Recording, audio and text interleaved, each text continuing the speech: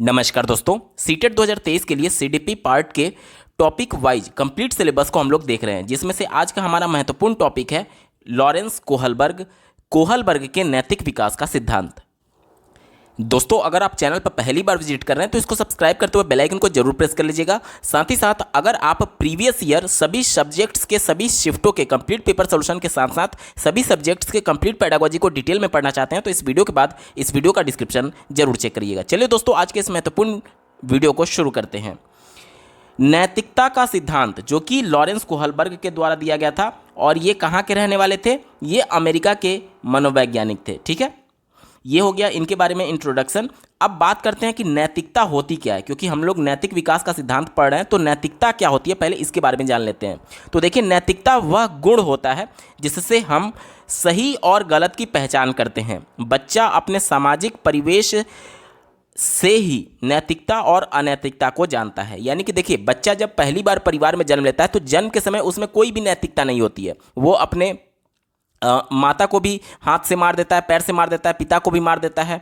तो अगर उसमें नैतिकता होती तो वो समझता कि हाँ, अपने से बड़ों को हम लोग पैर से नहीं मार सकते, हाथ से नहीं मार सकते। तो ये क्या है, बच्चे जब परिवार में जन्म लेते हैं तो उस समय उनमें नैतिकता नहीं होती है और वो समाज से अंतःक्रिया करके ही, अपने परिवेश से ही वह इस नैतिकता को सीखते हैं और धीरे धीरे वो समझ पाते हैं कि क्या सही है और क्या गलत है। इसीलिए बोला गया है कि सामाजिक परिवेश से ही बच्चे नैतिकता और अनैतिकता को जानते हैं। तो ये हो गया नैतिकता के बारे में, यानी सही और गलत की पहचान करना ही नैतिकता कहलाती है, और ये नैतिकता बच्चे अपने सामाजिक परिवेश से प्राप्त करते हैं। यहाँ तक क्लियर?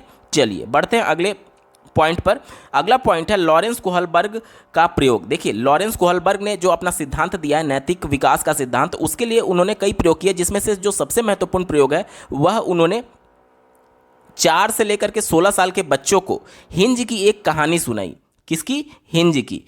ध्यान से सुनिएगा, इस कहानी में क्या उन्होंने बताया था। हिंज की पत्नी, जो कि एक गंभीर बीमारी से ग्रसित थी, हिंज के ही बगल में, मतलब पड़ोस में आप समझ लीजिए, एक डॉक्टर था जो कि उस बीमारी का इलाज ढूंढ लिया था और केवल उसी के पास उस बीमारी का इलाज करने की दवा थी।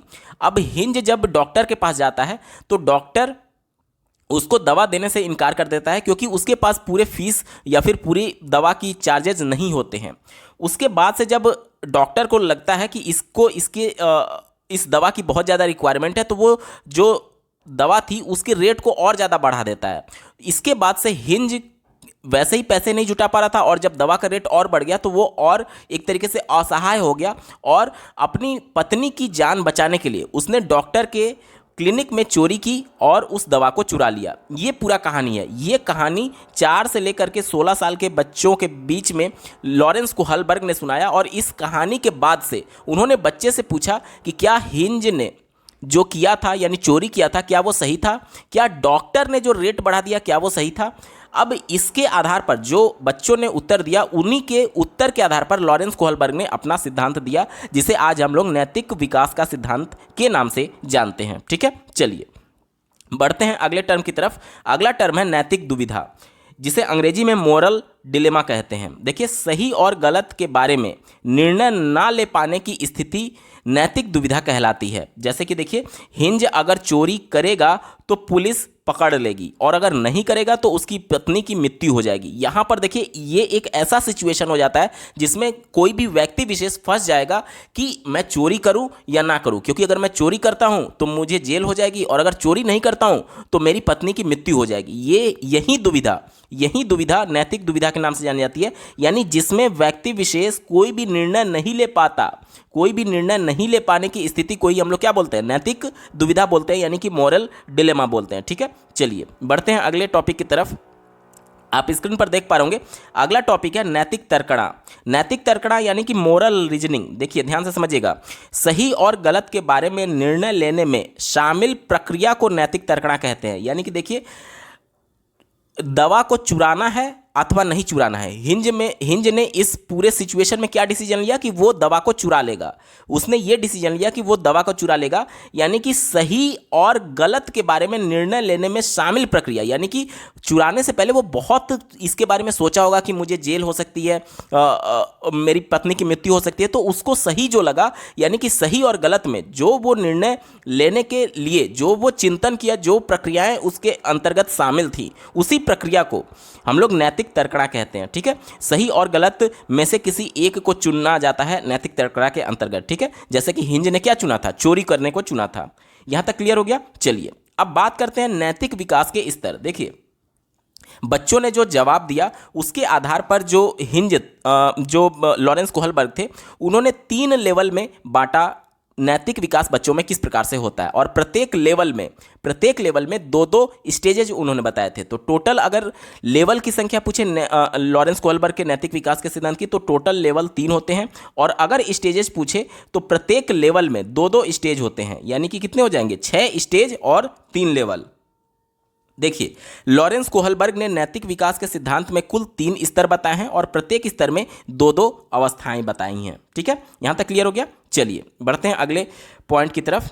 देखिए पहला जो उनके द्वारा लेवल बताया गया है वो उनके द्वारा बताया गया है प्राक रूढ़िगत नैतिकता स्तर, जिसे हम लोग अंग्रेजी में प्री कन्वेंशनल मोरल लेवल कहते हैं। और इसके लिए जो एज ग्रुप उन्होंने बताया था 4 से लेकर के 10 साल के बीच में बताया था। ठीक है, देखिए ये एक ऐसा लेवल होता है 4 से 10 साल के बच्चे जिसमें कोई भी नैतिकता नहीं हो पाई जाती है, कोई भी नैतिकता नहीं पाई जाती है, कोई भी नैतिकता नहीं पाई जाती है, या फिर पूरी तरीके से अनुपस्थित रहती है। डायरेक्टली सीटेट में आपसे प्रश्न पूछा जाता है कि लॉरेंस कोहलबर्ग के नैतिक विकास के सिद्धांत में वो कौन सा लेवल है या फिर कौन सा चरण है जिसमें बच्चों में नैतिकता अनुपस्थित होती है, तो आपका उत्तर क्या हो जाएगा, प्री कन्वेंशनल स्टेज हो जाएगा, प्री कन्वेंशनल लेवल हो जाएगा। ठीक है, इसमें नैतिकता अनुपस्थित होती है, अर्थात इस स्तर में बालक सही और गलत का फैसला नहीं कर पाता है। इस स्तर में नैतिक तर्कणा दूसरों के मानकों के आधार पर तय होती है। यहां तक क्लियर हो गया। चलिए देखिए इस स्तर की जो 2 प्रमुख अवस्थाएं लॉरेंस कोहलबर्ग के द्वारा बताई गई थी, इसमें पहला था दंड एवं आज्ञा पालन उन्मुखता। ठीक है, दंड एवं आज्ञा पालन उन्मुखता, जिसे हम लोग अंग्रेजी में पनिशमेंट एंड ओबेडियंस ओरिएंटेशन कहते हैं। ठीक है, इसका मतलब क्या हुआ, देखिए अब पहले ही मैंने आपको बता दिया कि 4 साल से लेकर के 10 साल का जो बच्चा होगा उसमें नैतिकता तो होगी नहीं, लेकिन बावजूद इसके वो थोड़ी बहुत नैतिकता दिखाता है। वो नैतिकता आती कहाँ से है, क्योंकि वो तो नैतिकता के बारे में नहीं जानता है, वो नैतिकता आती है दंड की वजह से और आज्ञा पालन की वजह से। एक मैं उदाहरण आपको देता हूँ। देखिए आपके घर में मान लीजिए छोटा बच्चा है जिसकी एज 4 से 5 साल के बीच में होगी, और 2 बच्चे हैं, मान लीजिए कि 4 से 5, 5 से 6 इस एज ग्रुप के 2 बच्चे हैं। तो आप टॉफी लेकर के आए घर में, 10 टॉफी लेकर के आए, और एक बच्चे को आपने 10 टॉफी दे दिया और दूसरे बच्चे को बोलेंगे कि इसमें से आधे टॉफी दूसरे बच्चे को दे दो, तो पहला बच्चा उसमें से आधे टॉफी को नहीं देगा। क्यों नहीं देगा, क्योंकि उसमें नैतिकता है ही नहीं। वो नहीं जानता है कि अगर मैं बच्चे को दूसरे बच्चे को टॉफी नहीं दूंगा तो ये गलत बात होगी, क्योंकि दोनों के लिए टॉफी आई है आधे आधे। अगर बच्चा तब तक वो टॉफी निकाल करके नहीं देगा जब तक उसे ये ना एहसास हो कि अब मेरी पिटाई हो सकती है। देखिएगा छोटे बच्चे जो होते हैं, किसी भी काम को आप बोलते रहेंगे वो नहीं करते हैं, लेकिन जैसे उन्हें ये लगता है कि अब मेरी पिटाई हो सकती है या फिर मुझे डांट पड़ सकती है, तो वो उस काम को करने के लिए प्रेरित हो जाता है। यानी कि इसमें नैतिकता कैसे आती है, इस लेवल में, इस लेवल में दंड की वजह से और आज्ञा पालन की वजह से नैतिकता आती है। इसी को बोला जाता है दंड एवं आज्ञा पालन उन्मुखता, यानी कि पनिशमेंट एंड ओबीडियंस। देखिए इसमें क्या कहा गया है, इसमें बच्चे की नैतिकता सजा और आज्ञा पालन पर आधारित होती है। जब हिंज ने चोरी की तो बच्चों ने सोचा कि अगर वह चोरी करेगा तो उसे सजा मिलेगी। ठीक है, यानी कि बच्चे इसमें नैतिकता किससे आती है, सजा से आती है, इस एक तरीके से स्टेज में। ठीक है, यहां तक क्लियर हो गया। चलिए अब ये लेवल 1 जो कि प्री कन्वेंशनल लेवल था, उसका पहला स्टेज हमने पढ़ लिया, पनिशमेंट एंड ओबीडियंस, यानी कि दंड एवं आज्ञा पालन उन्मुखता। अब इसी का जो दूसरा स्टेज होता है, आप स्क्रीन पर देख पा रहे होंगे, साधनात्मक सापेक्षता उन्मुखता, जिसे अंग्रेजी में इंस्ट्रूमेंटल रिलेटिविस्ट्स इंडिविजुअलिज्म कहते हैं। इसका मतलब क्या हुआ, ध्यान से समझिएगा। इसे हम लोग जैसे को तैसे की अवस्था बोलते हैं, यानी कि ध्यान से समझिएगा, इस अवस्था में जैसे को तैसे भी कहा जाता है, क्योंकि इस अवस्था में जैसा व्यवहार एक बालक दूसरे के साथ करता है वैसा ही व्यवहार दूसरा बालक पहले के साथ करता है। जैसे कि देखिए जब आप छोटे रहे होंगे तो आपके छोटे भाई या फिर आपके हम उम्र जो भाई होंगे, जो 1 साल 2 साल का गैप होगा, वो क्या करते थे कि अगर आपका कोई चीज तोड़ दिए तो आप भी उनकी सामान को तोड़ देते थे, या फिर विद्यालय में कोई एक बालक किसी का पेंसिल तोड़ दिया तो दूसरा बालक भी उसकी पेंसिल को तोड़ देगा, या फिर उसकी किताब को या फिर उसकी कॉपी को फाड़ देगा। क्यों ऐसा किया जाता है? क्योंकि इस एज ग्रुप में 4 से 10 साल के एज ग्रुप में बच्चों को यह लगता है कि उसने मेरे साथ गलत किया है तो मैं भी उसके साथ गलत करूंगा। यही होता है जैसे को तैसा, यानी अगर उसने मेरी पेंसिल तोड़ दी है तो मैं भी उसकी पेंसिल को तोड़ दूंगा। सीटेट की परीक्षा में डायरेक्टली ये उदाहरण देखने को मिलता है कि देखिए, जब कक्षा में एक छात्र के द्वारा दूसरे छात्र की पेंसिल को तोड़ने पर दूसरे छात्र के द्वारा पहले छात्र की पेंसिल तोड़ दी गई तो यह नैतिक विकास के किस अवस्था या फिर किस चरण में आएगा? डायरेक्टली ऐसे प्रश्न पूछे गए हैं। तो ध्यान रखिएगा, इसके हिंदी वाले नाम में कई बार नाम बदल बदल करके आते हैं, तो आप कोशिश ये करिए कि इसके अंग्रेजी नाम को ध्यानपूर्वक आप याद रखिए, क्योंकि अंग्रेजी वाला नाम कभी भी नहीं बदलेगा, हिंदी वाले में कई बार परिवर्तन देखने को मिल सकता है। ठीक है, तो अंग्रेजी वाले नाम को आप ध्यान रखिएगा। पहले लेवल के दोनों स्टेजेस को हमने देख लिया, अब यहां से दूसरा लेवल शुरू होता है। टोटल 3 लेवल मैंने आपको बताए थे, और 3 लेवल को मिलाकर के टोटल 6 स्टेज मैंने आपको बताए थे। तो पहला लेवल हमने पढ़ लिया। अब दूसरा लेवल जो होता है वो होता है रूढ़िगत नैतिकता स्तर, जो कि 10 से 13 साल के बच्चों में देखने को मिलता है। इसमें देखिए, इसे हम लोग कन्वेंशनल मोरल लेवल भी कहते हैं। इस स्तर में बच्चा दूसरे लोगों के मानकों को अपने अंदर समावेशित कर लेता है और उसी के अनुसार सही या गलत का निर्णय लेता है। पहले वाले लेवल में मैंने आपको क्या बताया कि पहले लेवल में तो बच्चे में नैतिकता होती ही नहीं है। दूसरे लेवल में बच्चे में नैतिकता कहां से आती है? वो समाज के लोगों को देख करके ही नैतिकता अपने अंदर समाहित करता है कि जिस प्रकार से समाज में चीजें चल रही हैं उसी के अनुसार वो नैतिकता अपने अंदर जनरेट करता है। देखिए, इसमें जो पहला स्टेज है वो है अच्छा लड़का अच्छी लड़की उन्मुखता, यानी कि good boy good girl orientation. इसमें क्या होता है, इस अवस्था को हम लोग गोल्डन रूल भी कहते हैं, क्योंकि बच्चे में गोल्डन रूल वाला विचार इसी अवस्था में आता है। इसमें क्या होता है कि समाज से स्वीकृति पाने के लिए बच्चा दूसरों की कॉपी करने लगता है। जैसे कि देखिए, आपके हम उम्र जब आप पढ़ाई कर रहे होंगे कक्षा 1, 2, 4, 5 में, तो उस समय क्या होता था कि आपके साथ का ही लड़का अगर आपके मोहल्ले में है और आपसे ज़्यादा नंबर पाया, या फिर आपके रिश्तेदारी में आप ही के हम उम्र का बालक कोई आपसे ज़्यादा नंबर पाया, तो आपको क्या कहा जाता था कि देखिए वो शर्मा जी का लड़का तुमसे ज़्यादा नंबर पाया, तुम दिन भर खेलते हो पढ़ाई नहीं करते हो। तो हमें ये लगता है कि वो लड़का, उसको समाज बहुत शाबाशी दे रहा है कि उसने अच्छा नंबर लाया, तो हम क्या करने लगते हैं, आंख बंद करके उसकी कॉपी करने लगते हैं। इसी को तो बोला जाता है अच्छा लड़का अच्छी लड़की उन्मुखता। या फिर कक्षा में कोई बच्चा टॉप किया, उसको कोई प्राइज मिला, तो हम भी उसी के पीछे लग जाते हैं बिना ये जाने कि हमारी योग्यता उसमें है अथवा नहीं है। यानी कि इसमें क्या होता है कि हमारी जो नैतिकता कंट्रोल हो रही है वो समाज से कंट्रोल हो रही है। समाज हमारे ऊपर थोप रहा है कि वो इतना अच्छा परफॉर्म किया है, तुम भी उतना अच्छा परफॉर्म करो। यहां पर हम अपने अंदर नहीं देखते हैं कि हमारी योग्यता है या नहीं उस चीज के लिए, हम सिर्फ समाज को खुश करने के लिए उसकी कॉपी करने लगते हैं। ठीक है, इसी को बोला जाता है अच्छा लड़का अच्छी लड़की उन्मुखता। ठीक है, यहां पर देखिए क्या कहा गया है, बच्चा दूसरों से स्वीकृति पाने के लिए या फिर अनुमोदन अर्जित करने के लिए दूसरों की तरह व्यवहार करना शुरू कर देता है, यानी कि कॉपी करना शुरू कर देता है। ठीक है, उसके बाद से दूसरा जो कन्वेंशनल लेवल है, उसका जो दूसरा स्टेज है वो है कानून एवं व्यवस्था उन्मुखता। इसमें क्या होता है, इसे लॉ एंड ऑर्डर ओरिएंटेशन बोलते हैं। देखिए, इसमें यह होता है कि बच्चे में कानून और सामाजिक व्यवस्था को बनाए रखने की भावना विकसित हो जाती है, यानी कि समाज के द्वारा जो कानून बना दिए गए हैं वो उसको पूरी तरीके से सही मानता है और उसको आंख बंद करके फॉलो करता है। जैसे कि देखिए, जब रेड लाइट पर रेड सिग्नल हो गया तो बच्चा इसको कभी भी रेड सिग्नल को नहीं तोड़ेगा, क्योंकि उसे ये लगेगा कि ये कानून बनाया गया है, ये कानून बनाया गया है, लॉ एंड ऑर्डर है, तो इसे नहीं तोड़ा जा सकता। यानी कि बच्चा वो रेड सिग्नल कभी तोड़ेगा ही नहीं अगर इस स्टेज में है तो। ठीक है, 10 से 13 साल के स्टेज में है तो कभी भी इसे नहीं तोड़ेगा। ठीक है, यानी कि इसमें बच्चा कानून और सामाजिक व्यवस्था को बनाए रखने की भावना विकसित हो जाती है। जैसे देखिए, हमारे देश में पहले बाल विवाह प्रथा थी, तो बहुत सालों तक इसका विरोध नहीं किया गया। क्यों नहीं किया गया? क्योंकि वो उस समय समाज के लोग ये मानते थे कि जो समाज ने कानून बना दिया है वो पूरी तरीके से सही है, उसे अपोज नहीं किया जा सकता। वहीं व्यवस्था यहाँ पर भी है कि कानून और सामाजिक व्यवस्था को बनाए रखने की भावना इसमें विकसित हो जाती है, यानी कि जो समाज ने तय कर दिया है, जो कानून ने तय कर दिया है, बच्चा इसमें आंख बंद करके उसको फॉलो करने लगता है। ठीक है, ये हो गया हमारा दूसरा कन्वेंशनल लेवल। अब तीसरा जो हमारा लेवल आता है वो आता है उत्तर रूढ़िगत नैतिकता स्तर, यानी कि 13+ एज ग्रुप।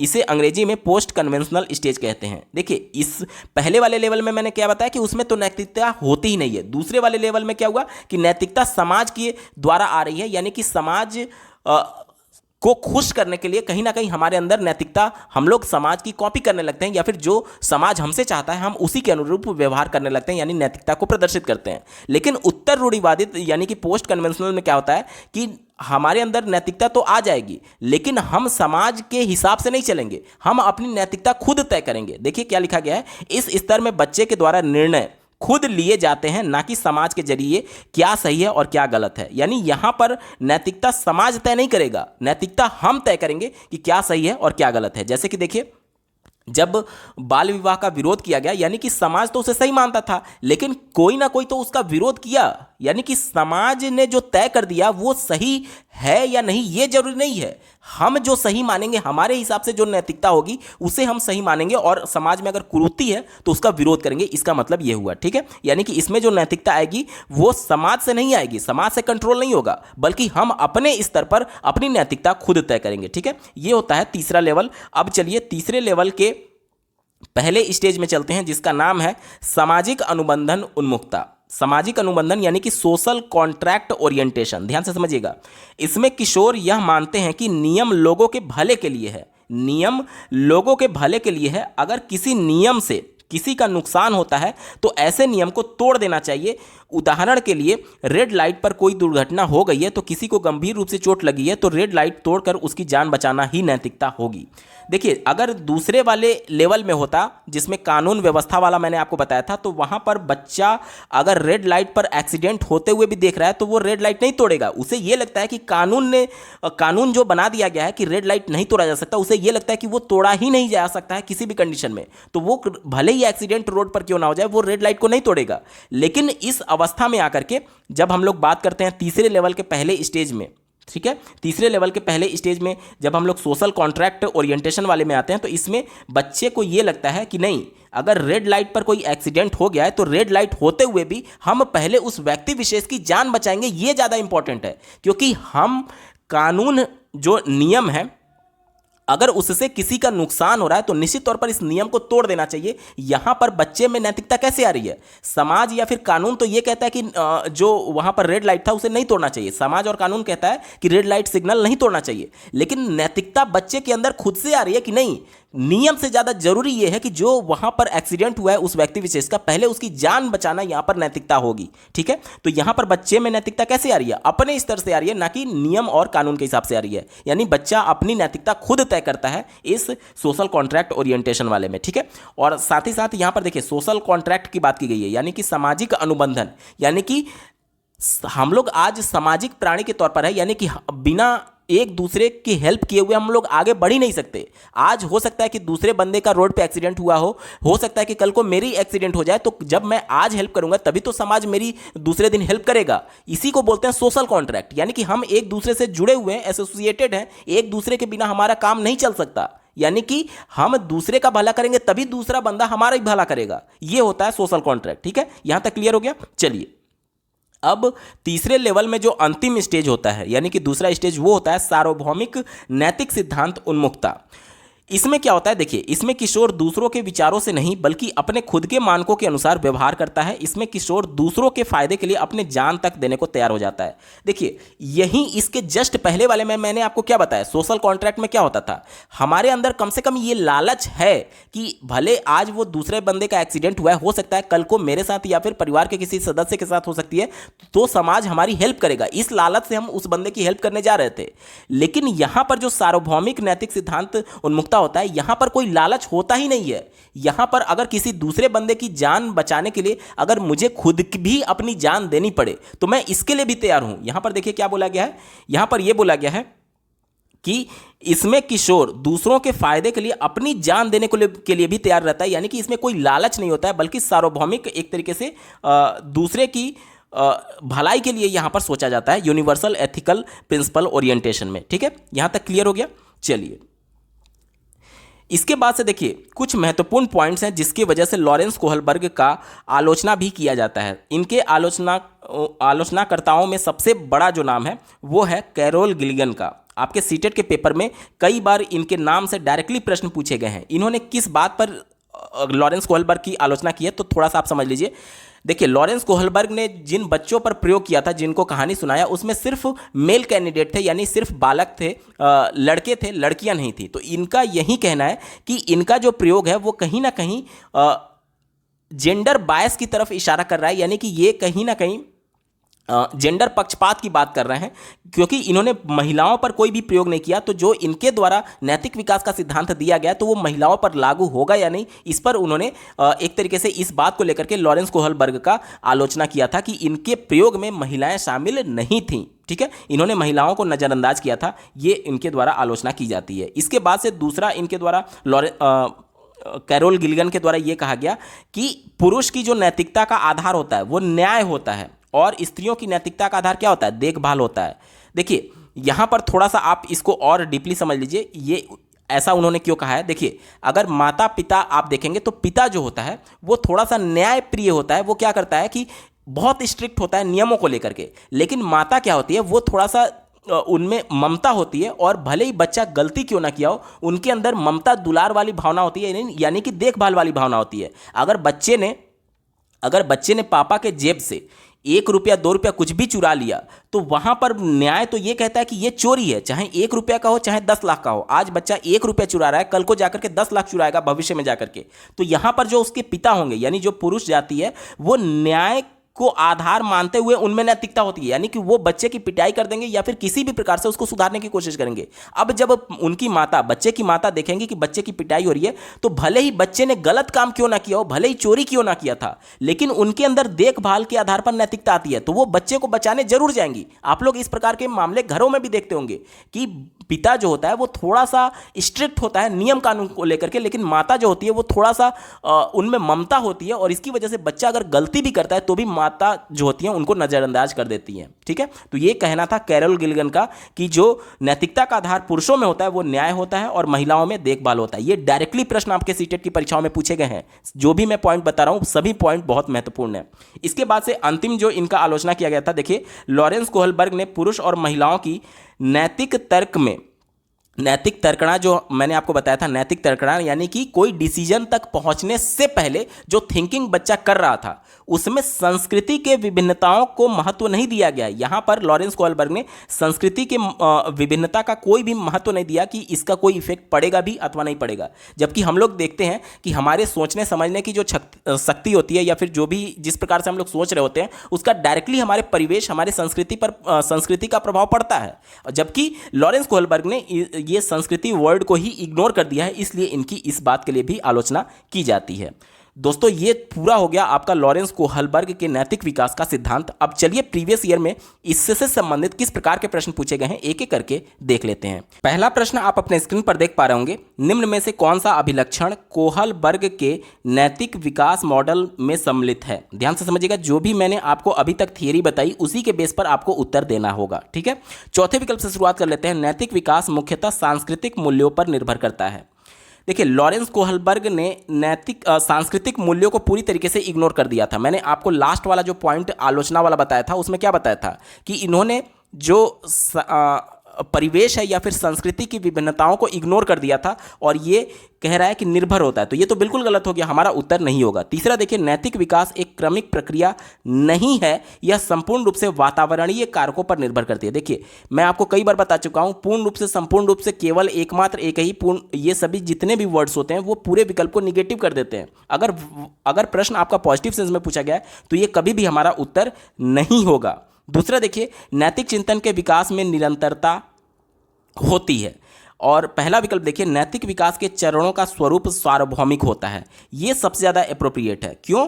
क्योंकि कोहलबर्ग ने ये कहा था कि जो इनके 6 चरण हैं, 3 लेवल में, प्रत्येक में 2-2 चरण, यानी कि टोटल 6 चरण जो है उन्होंने बताया था, वो सार्वभौमिक बताया था। उसमें किसी भी प्रकार से ना तो वातावरण का, ना तो परिवेश का, ना तो हेरिडिटी के प्रभाव की उन्होंने चर्चा की थी। यानी ये क्या हो गया, उनके अनुसार सार्वभौमिक हो गया। और चूंकि लॉरेंस कोहलबर्ग के अनुसार ही आपको उत्तर देना है, अपना कोई भी इसमें विचार नहीं लगाना है, इसलिए ऑप्शन नंबर 1 यहाँ पर बिल्कुल एप्रोप्रिएट होगा और ये विकल्प गलत हो जाएगा।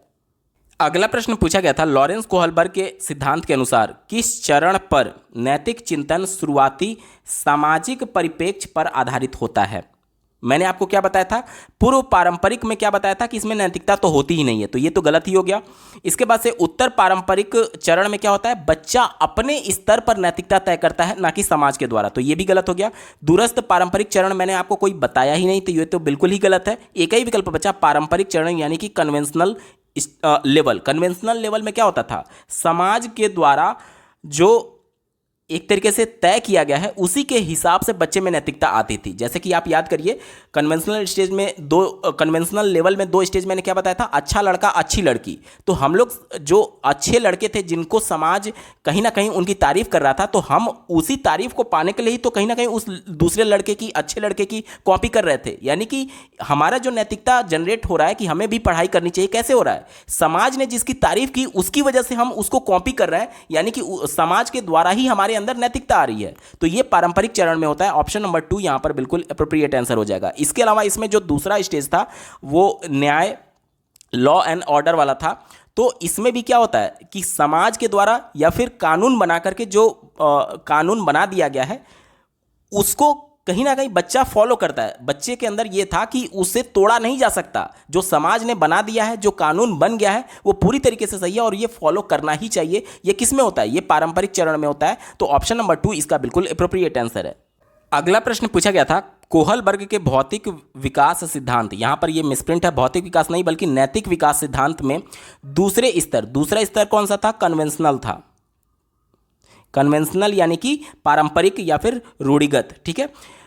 दूसरे पारंपरिक नैतिकता की तीसरी अवस्था यानी कि थर्ड स्टेज की बात की जा रही है। अब आपके मन में आएगा कन्वेंशनल में भी तो 2 ही स्टेज होता है, तो देखिए इन्होंने प्रश्न कैसे पूछा है कि जो प्री कन्वेंशनल था उसमें तो 2 स्टेज होगा, उसके बाद से कन्वेंशनल में भी 2 स्टेज होगा। तो प्री कन्वेंशनल के 2 स्टेज के बाद से जो कन्वेंशनल का पहला स्टेज है वो उन्होंने तीसरा मान लिया है, क्योंकि प्री कन्वेंशनल के 2 और कन्वेंशनल का पहला, इसके बाद से ये तीसरा डायरेक्टली इन्होंने ये मान लिया है। तो तीसरा स्टेज यानी कि कन्वेंशनल में पहला स्टेज कौन सा होता है, आप कहेंगे अच्छा लड़का अच्छी लड़की अभिविन्यास। ऑप्शन नंबर 2 यहां पर बिल्कुल एप्रोप्रिएट आंसर हो जाएगा, ठीक है। आज्ञा पालन और दंड मैंने आपको प्री कन्वेंशनल में बताया था, यानी कि पूर्व या फिर प्राक परंपरागत, या फिर आप इसे पूर्व या फिर प्राक एक तरीके से रूढ़िगत कह सकते हैं या फिर प्री कन्वेंशनल कह सकते हैं। तो ये हमारा उत्तर होगा नहीं, क्योंकि हमसे कन्वेंशनल के बारे में पूछा गया है।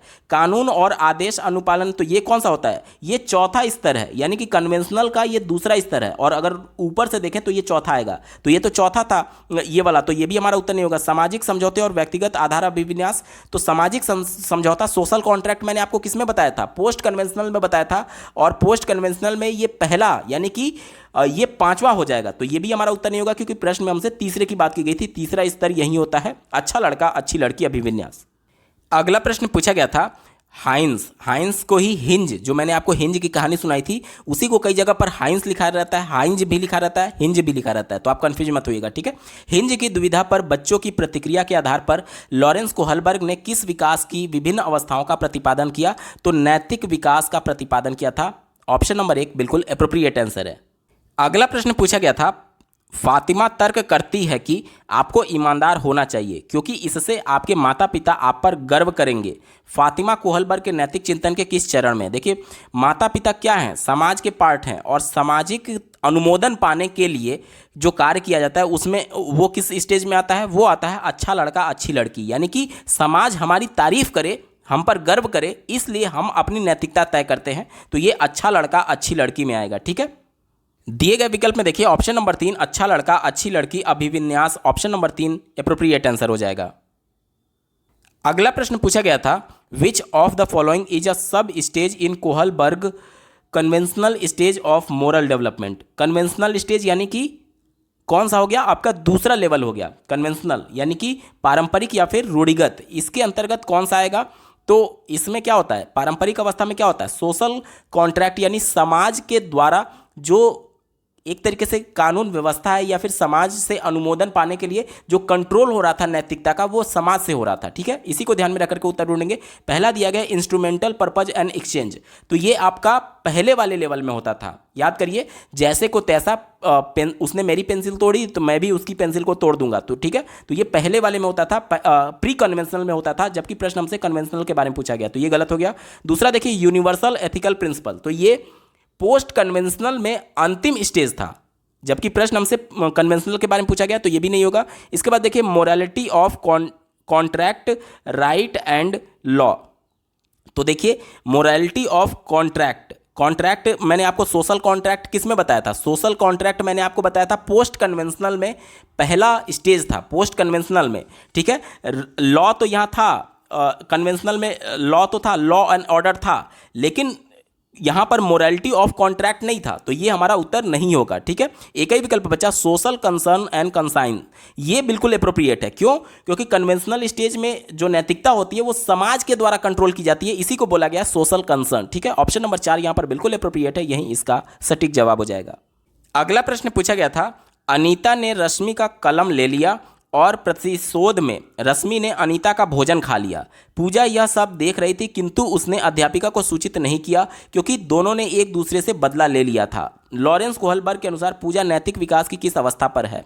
आप लोग खुद ध्यान दीजिए कि जैसे को तैसा वाला है, यानी कि उसने उसके कलम ले लिया तो वो उसने उसका खाना खा लिया, यानी जैसे को तैसा, यानी कि क्या था ये? इंस्ट्रूमेंटल वाला देखिए चारों विकल्प में देखिए इंस्ट्रूमेंटल यहीं पर केवल दिखेगा, ऑप्शन नंबर 4 यहाँ पर बिल्कुल अप्रोप्रिएट होगा, यानी कि जैसे को तैसा। दंड एवं आज्ञा पालन तो आपका पहला स्टेज था प्री कन्वेंशनल में, तो ये होगा नहीं। सामाजिक व्यवस्था बनाए रखने वाला उनमें जो था वो कन्वेंशनल में था, तो ये भी हमारा उत्तर नहीं होगा।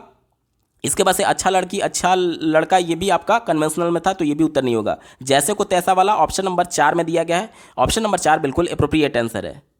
अगला प्रश्न पूछा गया था, लॉरेंस कोहलबर्ग के सिद्धांत में नैतिक तर्कणा के किस चरण पर छात्र मान लेते हैं कि प्रत्येक व्यक्ति के लिए नियम एक समान रूप से लागू किए जाने चाहिए? प्रत्येक व्यक्ति का निजी कर्तव्य है कि वो इसका पालन करे। तो मैंने आपको क्या बताया था कि समाज ने जो कानून बना दिया, जो नियम बना दिया, वही सत्य है और इसको सभी व्यक्तियों को पालन करना चाहिए। किस में होता था? ये कन्वेंशनल स्टेज में होता था, जिसमें लॉ एंड ऑर्डर वाला आता था। ठीक है, कन्वेंशनल में लॉ एंड ऑर्डर वाला आता था, यानी कि देखिए सामाजिक क्रम को बनाए रखने का अभिविन्यास, ऑप्शन नंबर 4 यहां पर बिल्कुल अप्रोप्रिएट आंसर हो जाएगा। बाकी देखिए पहला ये कन्वेंशनल में ही पहला स्टेज था, तो ये तो उत्तर होगा नहीं। अच्छा लड़का अच्छी लड़की, दंड और आज्ञा पालन ये पहले वाले यानी प्री कन्वेंशनल में होता था, तो ये भी उत्तर नहीं होगा। यांत्रिक वाला याद रखिए प्री कन्वेंशनल का दूसरा स्टेज था, जिसमें जैसे को तैसा वाला फीलिंग था, तो ये भी हमारा उत्तर नहीं होगा। एक ही विकल्प बचा, ऑप्शन नंबर 4 अप्रोप्रिएट आंसर है। अगला प्रश्न पूछा गया है, कमल स्वयं को तर्क देता है कि यदि तनु उसे एक क्रेयॉन देगी तो वह उसे भी एक क्रेयॉन देगा ताकि उपहारों के लेन देन में समानता हो। कमल लॉरेंस कोहलबर्ग के नैतिक विकास के किस चरण पर है? ध्यान से देखिएगा, वो जैसे को तैसा वाला फीलिंग आ रहा है कि तुमने मुझे एक गिफ्ट दिया तो मैं भी तुम्हें एक गिफ्ट दूंगा, यानी जैसा तुम मेरे साथ व्यवहार करोगे वैसा ही मैं तुम्हारे साथ व्यवहार करूंगा, यानी कि इंस्ट्रूमेंटल पर्पज ओरिएंटेशन वाला था। यानी कि दिए गए विकल्प में देखिए ऑप्शन नंबर 1 में बात की गई है, ऑप्शन नंबर 1 यांत्रिक उद्देश्य अभिनवीकरण, ऑप्शन नंबर 1 यहाँ पर बिल्कुल अप्रोप्रिएट आंसर हो जाएगा। अगला प्रश्न पूछा गया था, लॉरेंस कोहलबर्ग के अनुसार नैतिक विकास के कौन से स्तर पर बच्चा अच्छा लड़का अच्छी लड़की अभिविन्यास प्रदर्शित करता है? तो देखिए मैं एक बार फिर से पूरा शुरू से रिवाइज कर देता हूं ताकि आपके कन्फ्यूजन बिल्कुल दूर हो जाए। पहला था आपका pre conventional stage, pre conventional level, जिसमें क्या होता था? पहला था दंड एवं आज्ञा अनुपालन वाला, यानी कि सजा के डर से बच्चा नैतिकता दिखा रहा था। दूसरा इसमें क्या था? जैसे को तैसा। इसके बाद से आता है कन्वेंशनल स्टेज। तो कन्वेंशनल में पहला था आपका अच्छा लड़का अच्छी लड़की, और दूसरा क्या था? दूसरा इसमें था कि कानून व्यवस्था, लॉ एंड ऑर्डर वाला, कि जो समाज ने कानून बना दिया है वही बिल्कुल सत्य है और सभी को उसका पालन करना चाहिए। और तीसरा जो लेवल था वो क्या था? पोस्ट कन्वेंशनल, जिसमें पहला आपका था कि सोशल कॉन्ट्रैक्ट वाला, कि हम लोग दूसरे की हेल्प इसलिए करते थे कि हमें भी लालच है कि वो भी हमारी जरूरत पड़ने पर हेल्प करेगा। और इसमें अंतिम स्टेज क्या था? सार्वभौमिक हेल्प वाला था। उम्मीद करता हूं आपका क्लियर हो गया होगा। तो यहां पर प्रश्न अच्छा लड़का अच्छी लड़की पूछा गया है, जो कि कन्वेंशनल स्टेज का पहला, कन्वेंशनल लेवल का पहला स्टेज है। तो दिए गए विकल्प में देखिए कन्वेंशनल को क्या बोलते हैं? पारंपरिक स्तर बोलते हैं। ऑप्शन नंबर 2 यहां पर बिल्कुल अप्रोप्रिएट आंसर हो जाएगा। अगला प्रश्न पूछा गया था, लॉरेंस कोहलबर्ग के अनुसार 7-8 वर्षीय बच्चों में नैतिक निर्णय लेने का आधार क्या होता है। देखिए 7-8 साल का जो बच्चा है वो किस इस लेवल में आएगा। तो पहले देखिए मैंने आपको क्या बताया था, 4 से 10 साल वाला किस में आता है, ये आता है आपका प्री कन्वेंशनल में, प्री कन्वेंशनल में, ठीक है। अब ध्यान दीजिएगा, प्री कन्वेंशनल में पहला मैंने आपको क्या बताया था, दंड एवं आज्ञा पालन, दंड एवं आज्ञा पालन, ठीक है। और इसमें दूसरा क्या बताया था, जैसे को तैसा वाला, यानी कि यांत्रिक वाला बताया था। अब देखिए हमारा उत्तर या तो ये होगा या तो ये होगा। पहले विकल्प में देखिए सामाजिक व्यवस्था बनाए रखना, सामाजिक व्यवस्था यानी कि समाज ने जो नियम बना दिया है वही सत्य है, तो ये वाला तो हमारा उत्तर होगा नहीं, क्योंकि ये कन्वेंशनल में आता है, जबकि प्रश्न हमसे प्री कन्वेंशनल के हिसाब से पूछा गया है, एज ग्रुप के हिसाब से, ठीक है। तो ये उत्तर नहीं होगा। दूसरा देखिए सामाजिक अनुबंधन बनाए रखना यानी कि सोशल कॉन्ट्रैक्ट वाला, तो ये पोस्ट कन्वेंशनल का पहला स्टेज है, तो ये भी उत्तर नहीं होगा। दंड एवं आज्ञा पालन, देखिए यही मैं कह रहा था, दंड एवं आज्ञा पालन, यही इसका बिल्कुल एप्रोप्रिएट जवाब है। और सार्वभौमिक नैतिक सिद्धांत, तो ये किस में आता था, ये पोस्ट कन्वेंशनल में अंतिम स्टेज है, पोस्ट कन्वेंशनल में अंतिम स्टेज है, तो ये भी हमारा उत्तर नहीं होगा। ऑप्शन नंबर 3 यहाँ पर बिल्कुल एप्रोप्रिएट आंसर होगा। अगला प्रश्न पूछा गया था, निम्नलिखित में से कौन सा चरण लॉरेंस कोहलबर्ग द्वारा दिए गए नैतिक विकास के सिद्धांत में शामिल नहीं है। तो मैंने कौन कौन सा लेवल या फिर स्टेज बताया था, तो आपको प्री कन्वेंशनल बताया था, यानी कि पूर्व पारंपरिक, तो ये तो है, तो चूंकि है तो हमारा उत्तर नहीं होगा, क्योंकि हमसे निगेटिव वाला पूछा गया है। उत्तर पारंपरिक यानी कि पोस्ट कन्वेंशनल, तो ये भी होता है, तो ये भी उत्तर नहीं होगा। पारंपरिक यानी कि कन्वेंशनल, ये भी होता है, ये भी उत्तर नहीं होगा। एक ही विकल्प बचा अपारंपरिक चरण। ये क्या मैंने आपको कोई बताया है इस प्रकार का चरण, नहीं बताया है, तो चूंकि हमसे पूछा गया कि कौन सा शामिल नहीं है, तो ऑप्शन नंबर 2 यहां पर बिल्कुल एप्रोप्रिएट आंसर हो जाएगा। अगला प्रश्न पूछा गया था, लॉरेंस कोहलबर्ग के नैतिक विकास के सिद्धांत के किस चरण में बच्चे दूसरों के इरादों की उपेक्षा करते हैं और इसके बजाय अधिकार और नकारात्मक परिणामों के डर पर ध्यान केंद्रित करते हैं। तो डर यानी सजा के डर के वजह से बच्चे में नैतिकता किस में आती है, ये आपका कन्वेंशनल स्टेज में आता है, पनिशमेंट एंड ओबीडियंस ओरिएंटेशन में, ठीक है। तो दिए गए विकल्प में देखिए, विकल्प नंबर 1 में बात की गई है सजा और आज्ञाकारिता अभिविन्यास, ऑप्शन नंबर 1 बिल्कुल एप्रोप्रिएट होगा। अगला प्रश्न पूछा गया था, लॉरेंस कोहलबर्ग द्वारा प्रतिपादित नैतिक विकास के किस चरण पर व्यक्ति यह तर्क करता है कि मानवाधिकार व न्याय सबसे जरूरी है, भले ही वह सामाजिक कानून के खिलाफ क्यों ना हो।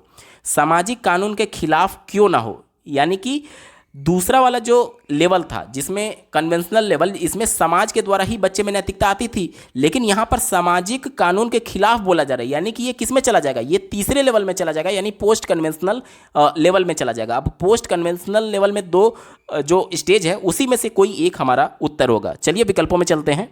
पहला विकल्प दिया गया है आधिकारिक, पहला विकल्प दिया गया है आज्ञा पालन एवं दंड अभिविन्यास, तो ये तो प्री कन्वेंशनल का था, तो हमारा उत्तर नहीं होगा। अच्छा लड़का, ये कन्वेंशनल का है, तो ये भी हमारा उत्तर नहीं होगा। आधिकारिता एवं सामाजिक क्रम व्यवस्था अभिविन्यास, ये भी कन्वेंशनल का है, तो ये भी हमारा उत्तर नहीं होगा। एक ही विकल्प बचा सार्वभौमिक नैतिक सिद्धांत अभिविन्यास, जो कि पोस्ट कन्वेंशनल में आता है, इसीलिए ऑप्शन नंबर 4 यहाँ पर बिल्कुल एप्रोप्रिएट आंसर है।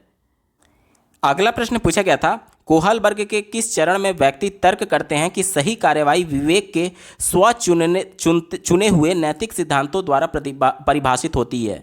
तो ध्यान दीजिएगा, स्व चुने हुए यानी कि जो समाज के द्वारा कानून या व्यवस्था है या फिर जो नैतिकता थोपी गई है उसे बच्चा नहीं मान रहा है, बल्कि खुद अपनी नैतिकता खुद बना रहा है, तो ये किस में आता है, पोस्ट कन्वेंशनल में आता है। इसी को ध्यान में रखकर के उत्तर ढूंढेंगे। पहला दिया गया अच्छा लड़का अच्छी लड़की, तो ये कन्वेंशनल में आता है, तो ये हमारा उत्तर नहीं होगा। सामाजिक अनुबंध अभिविन्यास यानी कि सोशल कॉन्ट्रैक्ट, सोशल कॉन्ट्रैक्ट किस में आता था, सोशल कॉन्ट्रैक्ट आपका आता था पोस्ट कन्वेंशनल में, तो क्या आपका ये उत्तर होगा, नहीं होगा। क्यों नहीं होगा, क्योंकि इस वाले स्टेज में क्या होता था कि व्यक्ति दूसरे की हेल्प क्यों कर रहा था, क्योंकि उसके मन में लालच थी कि कल को मुझे जरूरत पड़ेगी तो वो बंदा मुझे मेरी भी हेल्प करेगा, ठीक है। तो यहां पर देखिए प्रश्न में क्या बोला गया, स्व चुने हुए नैतिक सिद्धांतों द्वारा परिभाषित की जाती है, यानी कि वह इस लालच में कतई भी हेल्प नहीं कर रहा है कि दूसरा मेरी हेल्प करेगा अथवा नहीं करेगा, तो यहां पर एक लालच था, इसलिए ये हमारा उत्तर नहीं हो सकता। सामाजिक व्यवस्था, तो ये तो कन्वेंशनल में आता है, तो ये हमारा उत्तर नहीं होगा। एक ही विकल्प बचा, ऑप्शन नंबर 4 देखिए, सार्वभौमिक नैतिक सिद्धांत का अभिविन्यास। सार्वभौमिक वाला यानी कि यूनिवर्सल एथिकल वाला ओरिएंटेशन है, जिसमें बिना किसी लालच के अगर किसी को मेरी ज़रूरत है तो मैं अपनी जान भी देने के लिए तैयार हूं उसकी जान बचाने के लिए, यानी मुझे कोई लालच नहीं है। ये होता है आपका पोस्ट कन्वेंशनल वाले में, जिसमें बिना लालच के दूसरे की हेल्प की जाती है। ऑप्शन नंबर 4 यहाँ पर बिल्कुल अप्रोप्रिएट है, यही इसका सटीक जवाब हो जाएगा। अगला प्रश्न पूछा गया है, अमृत तर्क देता है कि हम कानूनों को बदल सकते हैं यदि वे समाज की जरूरतों को पूरा नहीं करते हैं, लेकिन यह आपसी सहमति और लोकतांत्रिक तरीके के माध्यम से किया जाना चाहिए। लॉरेंस कोहलबर्ग के अनुसार अमृत नैतिक तर्क की किस अवस्था में आता है? ध्यान से समझिएगा, यहाँ पर अमृत ये कहता है कि हम कानून को बदल सकते हैं, जो लोगों के भलाई के लिए नहीं है उसे कानून को बदल देना चाहिए। अगर केवल इतना होता तब तो ये उस पोस्ट कन्वेंशनल में जाता, यानी कि ये अपनी नैतिकता खुद तय कर रहा है। लेकिन यहाँ पर यह भी मेंशन किया गया है कि इसे सभी की सहमति यानी समाज और लोकतंत्र की प्रक्रिया के माध्यम से ही किया जाना चाहिए, यानी कि ये पोस्ट कन्वेंशनल में ना जा करके ये आपका कन्वेंशनल स्टेज में आएगा, क्योंकि लोकतांत्रिक सहमति ली जा रही है तो ये कन्वेंशनल में आएगा। यहां तक क्लियर हो गया? तो चलिए इसी को ध्यान में रख करके उत्तर ढूंढेंगे। पहला दिया गया है सामाजिक व्यवस्था अभिविन्यास।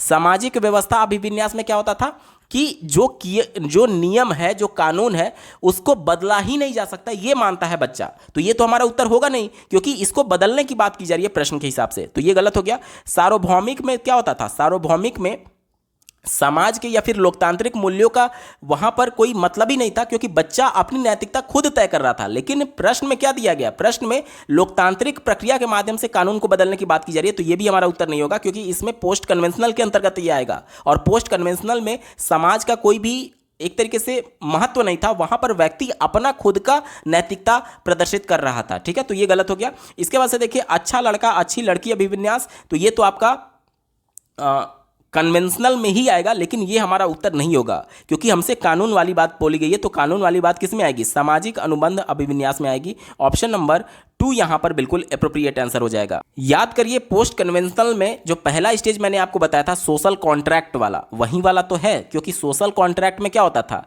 कि कानून को बदलने की व्यवस्था थी सोशल कॉन्ट्रैक्ट में कि देखिए मैंने आपको क्या उदाहरण दिया था कि रोड ट्रैफिक पर अगर कोई चौराहे पर एक्सीडेंट हो गया तो भले ही यहाँ पर रेड सिग्नल है, लेकिन यहाँ पर रेड सिग्नल तोड़ते हुए उस पेशेंट की मदद की गई, क्योंकि हमें कहीं ना कहीं लालच है कि कल को मेरे साथ भी ऐसा होगा तो समाज मेरी हेल्प करेगा। इसी को तो बोलते हैं सोशल कॉन्ट्रैक्ट, जो कि पोस्ट कन्वेंशनल स्टेज में आता है, लेवल में आता है। तो ऑप्शन नंबर 2 यहां पर बिल्कुल एप्रोप्रिएट है।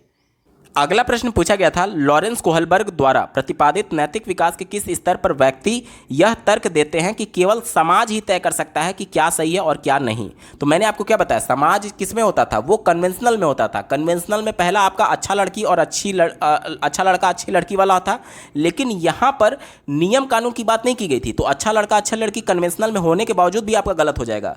पहला देखिए ये तो आपका प्री कन्वेंशनल में था ना कि दंड वाला, याद करिए, तो ये भी नहीं होगा। सार्वभौमिक तो आपका पोस्ट कन्वेंशनल में चला गया, तो ये भी नहीं होगा। एक ही विकल्प बचा अधिकारिता एवं सामाजिक क्रम व्यवस्था अभिविन्यास। इसी में क्या था? लॉ एंड ऑर्डर वाला था, यानी कि समाज ने जो नियम कानून बना दिया है वो पूरी तरीके से सत्य है, उसे में कोई भी परिवर्तन नहीं किया जा सकता, यानी कि ये केवल समाज द्वारा तय किया जा सकता है। प्रश्न के हिसाब से ऑप्शन नंबर 3 यहां पर बिल्कुल एप्रोप्रिएट आंसर हो जाएगा। अगला प्रश्न पूछा गया था आशना अच्छा करती है क्योंकि वह दूसरों द्वारा अच्छा देखा जाना चाहती है, वह लॉरेंस कोहलबर्ग के नैतिक विकास के किस चरण में है? देखिए वह इसलिए अच्छा कर रही है ताकि लोग उसे अच्छे लड़की के तौर पर देखें। अच्छा लड़का अच्छा लड़की किस वाले में आता था? वो आपका कन्वेंशनल में आता था, यानी पारंपरिक में। ऑप्शन नंबर 2 यहाँ पर बिल्कुल एप्रोप्रिएट आंसर हो जाएगा। पारंपरिक को ही रूढ़िगत भी कहा जाता है, ठीक है, तो आप कंफ्यूज मत होइएगा। पारंपरिक हो गया, कन्वेंशनल हो गया, इसके अलावा रूढ़िगत हो गया, ये सभी एक ही चीज़ है। अगला प्रश्न पूछा गया था उस तर्क की पहचान करें जो लॉरेंस कोहलबर्ग के नैतिक विकास के सिद्धांत में सामाजिक अनुबंध अभिविन्यास के चरण को रेखांकित करता है। सामाजिक अनुबंध यानी सोशल कॉन्ट्रैक्ट की बात की जा रही है। यानी याद करिए मैंने आपको क्या उदाहरण दिया था कि अगर रेड लाइट पर किसी का एक्सीडेंट हो गया है तो भले ही रेड सिग्नल है, बावजूद इसके लोग उसकी मदद करने जाते हैं कानून को तोड़ करके, यानी कि आज उसकी मदद करेंगे तभी तो लोग उसकी मदद करेंगे। यानी कि कहीं ना कहीं कानून को तोड़ा जा सकता है, लचीला होता है कानून अगर लोगों की मदद करना है तो। इसी को ध्यान में रखकर के उत्तर ढूंढेंगे। पहला दिया गया आदर्श पारस्परिकता की समझ। यहाँ पर ये सही तो है लेकिन इसे सही नहीं माना जा सकता क्योंकि इसमें कानून तोड़ने की बात नहीं की जा रही है, इसलिए ये गलत माना जाएगा। हालांकि ये कुछ हद तक पॉजिटिव है क्योंकि मैंने आपको क्या बताया कि लोग इस लालच में दूसरे की मदद करते हैं कि कल को मेरी जरूरत पड़ेगी तो समाज मेरी मदद करेगा। इसी को तो बोलते हैं सोशल कॉन्ट्रैक्ट। कॉन्ट्रैक्ट, यानी कि आज मैं तुम्हारी मदद कर रहा हूं, तुम मेरी मदद करना। लेकिन इसमें एक महत्वपूर्ण पॉइंट यह भी होना चाहिए कि कानून तोड़ने वाली बात होनी चाहिए। जैसे कि मैंने आपको ट्रैफिक पर बताया, तो वहां पर भी एक दूसरे पर निर्भरता है। जिसका एक्सीडेंट हुआ है वो दूसरे लोगों पर निर्भर है कि उसे उठा करके हॉस्पिटल में ले जाएं। लेकिन वहां पर इंपॉर्टेंट एक और चीज मैं आपको बता रहा हूं कि रेड लाइट सिग्नल को तोड़ा गया लोगों के द्वारा, यानी कि कानून व्यवस्था लचीला होना चाहिए, तोड़े जाने चाहिए अगर इस प्रकार की किसी को हेल्प की जरूरत पड़ती है तो, ठीक है। इसलिए ये आधा सत्य के तौर पर देखेंगे, इसलिए गलत मान लेंगे, ठीक है। दूसरा देखिए, सामाजिक व्यवस्था सुनिश्चित करने के लिए नियम महत्वपूर्ण है। ये आपका कन्वेंशनल स्टेज लेवल में आएगा, जबकि प्रश्न हमसे सामाजिक अनुबंध विन्यास जो कि पोस्ट कन्वेंशनल में आता है, तो ये हमारा उत्तर नहीं हो सकता। चौथा देखिए, विवेक के स्व चुने नैतिक सिद्धांतों द्वारा सही कार्रवाई को परिभाषित किया गया है। स्व चुने यानी कि ये सार्वभौमिक वाले में आ जाएगा, यानी कि पोस्ट कन्वेंशनल में अंतिम वाला स्टेज, यानी कि हमें किसी चीज की लालच ही नहीं है। जबकि सामाजिक अनुबंधन में क्या होता है, हमें लालच तो है कि हम दूसरे की मदद क्यों कर रहे हैं, ताकि कल को जब मेरी जरूरत पड़ेगी तो वो बंदा मेरी मदद करेगा। यहां पर सार्वभौमिक वाला आ गया, तो ये हमारा उत्तर नहीं होगा, क्योंकि इसमें लालच होता ही नहीं है। एक ही विकल्प बचा, ऑप्शन नंबर 3 देखिए, मानव उद्देश्यों को आगे बढ़ाने के लिए कानून और नियम लचीले उपकरण है। लचीले थे तभी तो यहां पर रेड सिग्नल को तोड़ करके पेशेंट की हेल्प की गई, उसको हॉस्पिटल ले जाया गया। ऑप्शन नंबर 3 यहां पर बिल्कुल एप्रोप्रिएट है, यही इसका सटीक जवाब होगा। अगला प्रश्न पूछा गया था, पूजा अपनी दोस्त को कहती है कि हमें कक्षा के नियमों का पालन करना चाहिए, वरना शिक्षिका हमें बाहर खेलने की अनुमति नहीं देगी। पूजा लॉरेंस कोहलबर्ग के नैतिक विकास के किस चरण में है? देखिए, खेलने की अनुमति नहीं देना यानी कि कहीं ना कहीं ये सजा है कि मैं तुम्हें खेलने नहीं दूंगी अगर तुम कुछ प्रॉब्लम क्रिएट करते हो तो यहाँ पर सजा के डर से अगर बच्चे में, सजा के डर से अगर, दंड के डर से अगर बच्चे में नैतिकता आती है, तो ये किस में होता था? ये प्री कन्वेंशनल में होता था, यानी कि आज्ञा पालन एवं दंड अभिविन्यास। ऑप्शन नंबर 1 यहां पर बिल्कुल एप्रोप्रिएट आंसर हो जाएगा। अगला प्रश्न पूछा गया था, लॉरेंस कोहलबर्ग के नैतिक विकास के सिद्धांत के अनुसार सजा टालने के लिए नियमों का पालन करना किस चरण को दर्शाता है? देखिए, यहां पर भी किसकी बात आ गई है? सजा की बात आ गई, दंड की बात आ गई। तो ये किस में आता था? ये प्री कन्वेंशनल में आता था, इसी को बोलते हैं प्रथा पूर्व चरण। ऑप्शन नंबर 1 यहां पर बिल्कुल एप्रोप्रिएट हो जाएगा। दोस्तों, प्रीवियस ईयर में लॉरेंस कोहलबर्ग टॉपिक से किस प्रकार से प्रश्न पूछे गए हैं, कंप्लीट आपने देखा। आपको ये वीडियो कैसा लगा कमेंट के माध्यम से जरूर बताइएगा, क्योंकि आपका एक कमेंट मुझे मोटिवेट करेगा ऐसे ही महत्वपूर्ण वीडियो लाने के सेंस में। अगर आप कंप्लीट सीडीपी को टॉपिक वाइज पढ़ना चाहते हैं तो इस वीडियो के बाद इस वीडियो का डिस्क्रिप्शन जरूर चेक करिएगा। और साथ ही साथ अगर आप प्रीवियस ईयर सभी सब्जेक्ट, सभी शिफ्टों के कंप्लीट पेपर सॉल्यूशन के साथ साथ सभी सब्जेक्ट्स के कंप्लीट पेडागोजी को डिटेल में पढ़ना चाहते हैं तो इस वीडियो के बाद इस वीडियो का डिस्क्रिप्शन चेक कर सकते हैं। इस वीडियो को देखने के लिए आपका बहुत बहुत धन्यवाद। भगवान करे आपका दिन शुभ हो।